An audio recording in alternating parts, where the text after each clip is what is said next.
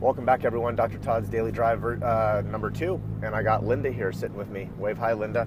She wouldn't want me to be in here, so I'm going to move that because I promised. And you can see we have our bag in the back seat. She was really self-conscious about that. Don't worry, we have bags too. Anyway, today I was going to talk to you in under 4 minutes the truth about cholesterol, everything you need to know. So if you're taking a statin drug or any kind of pharmacology to try to lower cholesterol, let's talk about what cholesterol is. First off, cholesterol is a fatty type of substance that is a building block for a multitude of hormones in the body. It builds testosterone and progesterone and cortisol and all these really important hormones. And so there's these recommendations that they have where we're supposed to keep our cholesterol numbers, total cholesterol, under 200. Well, they found that that total cholesterol number doesn't really mean a whole lot of anything, even though that's what a lot of the doctors gauge us on.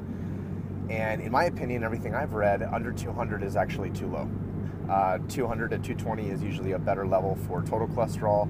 There's ratios of HDL and LDL in total and C-reactive protein. There's a whole lot of other things that we can discuss on a different video. However, total cholesterol numbers are not a good marker, and really it's more of measuring inflammation, because that's really part of this discussion that's most important to talk about, is that your liver produces cholesterol, and it does it, like I said, as a building block for all these hormones, but it also does it in a response to inflammation. So if you have inflammation in your body, then your liver is going to be called to make more cholesterol. And so just imagine you take a pill to lower your cholesterol, even though your liver is trying to up it. What are you doing? You're fighting your natural body's attempt to respond to this inflammatory process. So that's not good.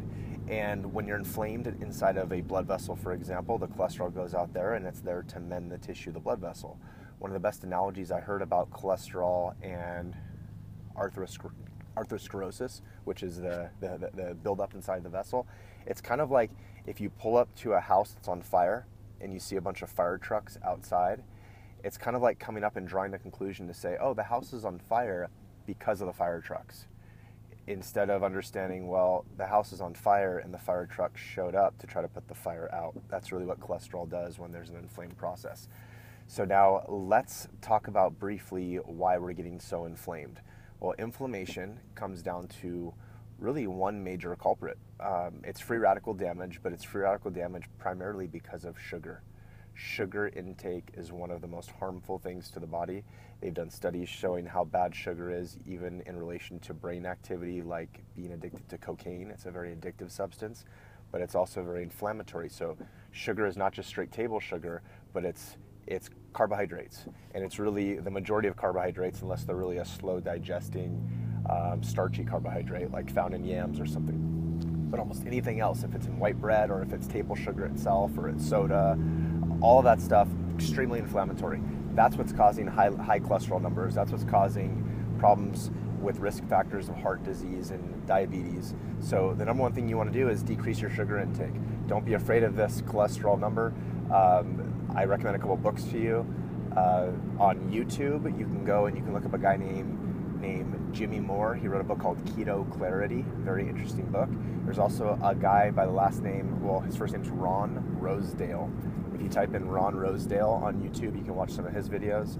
He is a medical doctor that talks about cholesterol, a huge advocate against statin pharmacology. You can also go to Mercola.com, MERCOLA.com, type in cholesterol, read all kinds of articles. Hopefully this was beneficial with a quick summary. We're right at 4 minutes, so I gotta go. Dr. Todd's Daily Drive, episode number 2.